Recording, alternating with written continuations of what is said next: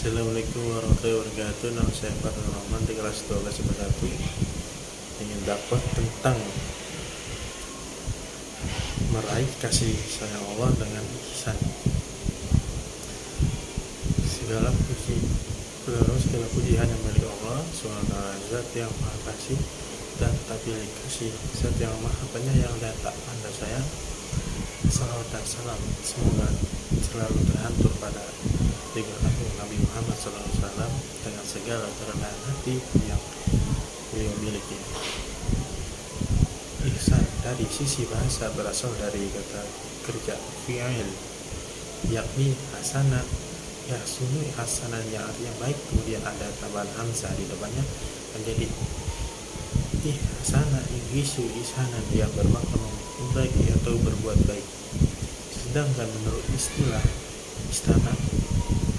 makna ihsan umumnya diberi peringatan dari kutipan percakapan Nabi Muhammad SAW dengan malaikat Jibril ketika beliau menjelaskan makna ihsan, yakni engkau beribadah kepada Allah seakan-akan engkau melihatnya.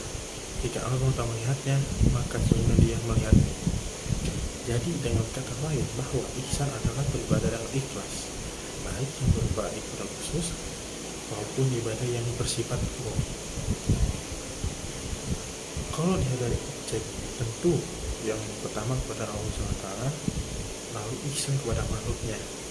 Ihsan kepada Allah SWT artinya menyembah dan beribadah hanya kepada Allah SWT, baik ibadah yang bersifat murni atau makhluk seperti sholat, zakat, puasa, dan sejenisnya, ataupun ibadah atau umum seperti ibadah sosial, mengajar, beragam, dan sejenisnya.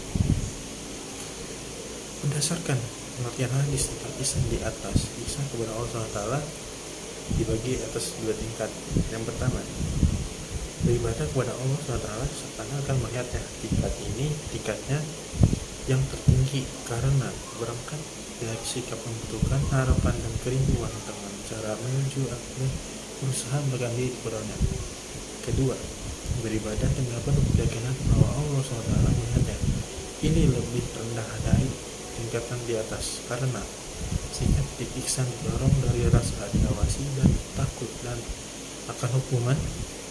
Kedua jenis ihsan inilah yang akan mengantarkan pelaku kepada puncak keikhlasan dalam beribadah kepada Allah SWT dan jauh dari motifnya.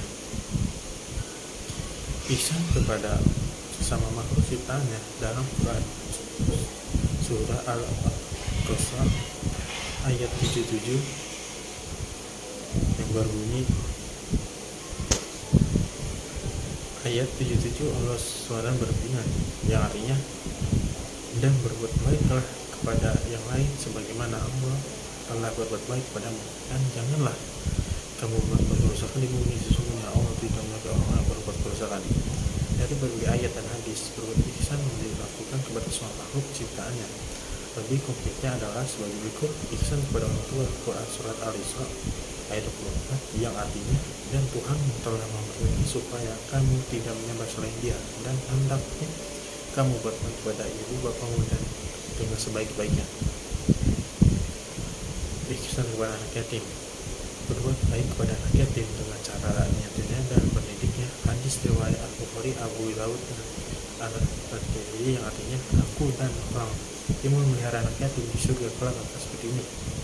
Saya Nabi menjadi penunjuk dan di tengahnya.